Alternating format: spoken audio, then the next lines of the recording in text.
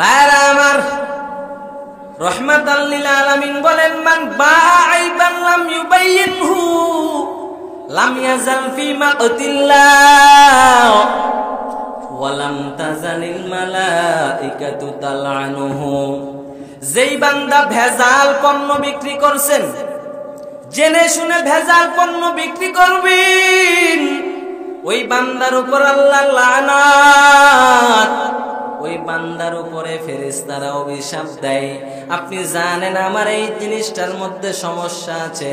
আপনি জানেন এই জিনিসটার মধ্যে ঝামেলা আছে, তারপরও আপনি কাস্টমারকে সেই দোষের কথা উল্লেখ করেন নাই, সেই ভুলটার কথা, পণ্যের মধ্যে যেই ভেজাল আছে কাস্টমারকে বলেন নাই,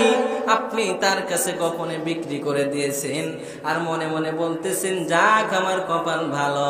আমার ভেজাল পণ্যটা সেল করে দিয়েছি, বেশি লাভবান হয়েছি।